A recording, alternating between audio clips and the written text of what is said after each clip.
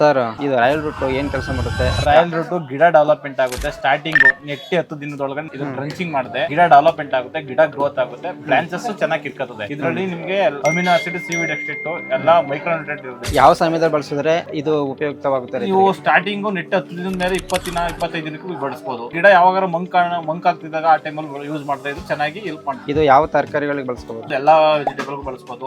Ginger ಬೆಳೆಸಬಹುದು, major ಆಗಿ ಫ್ಲವರ್ಗೂ ಬೆಳೆಸಬಹುದು. ಇದನ್ನ ಬಿಟ್ಟಾದ್ಮೇಲೆ ನೀವು ಗಿಡ ಸಾಯೋದು, ಬ್ಯಾಕ್ಟೀರಿಯಾ ವಿಲ್ಟ್ ಏನಾರ ಇತ್ತು ಅಂತಂದ್ರೆ ಇದು ಟ್ರೈಕೋಡರ್ಮಾ ಬ್ಯಾಕ್ಟೀರಿಯಾ ಇದು ಡ್ರೆಂಚ್ ಮಾಡೋದ್ರಿಂದ ಬ್ಯಾಕ್ಟೀರಿಯಾ ವಿಲ್ಟ್ ನ ಮತ್ತೆ ಗಿಡ ಸಾಯೋದು ಮತ್ತೆ ಕೌಟು ರೋಗ ಬರೋದನ್ನ ಕಂಟ್ರೋಲ್ ಮಾಡಬಹುದು. ಮತ್ತೆ ಇದು ರೂಟ್ ಅಂತ ಇದೆ, ಇದು ಯೂಸ್ ಮಾಡೋದ್ರಿಂದ ಬೇರ್ ಡೆವಲಪ್ಮೆಂಟ್ ಮತ್ತೆ ಬ್ರಾಂಚಸ್ ಚೆನ್ನಾಗಿ ಕಿತ್ಕೊತದೆ. ಸ್ಟಾರ್ಟಿಂಗ್ ಅಲ್ಲಿ ಯೂಸ್ ಮಾಡಬಹುದು, ಮತ್ತೆ ನೆಟ್ 25 ದಿನಕ್ಕೂ ಯೂಸ್ ಮಾಡಬಹುದು, ಡ್ರಿಪ್ ಅಲ್ಲಿ ಎಳಿಸಬಹುದು. ಮತ್ತೆ ಇದು ಯೂಸ್ ಮಾಡುವಾಗ ಗೊಬ್ಬರ ಜೊತೆ ಯೂಸ್ ಆಗಲ್ಲ, ಯಾಕೆಂದ್ರೆ ಇದು ಸಪರೇಟ್ ಮಾಡಬೇಕು.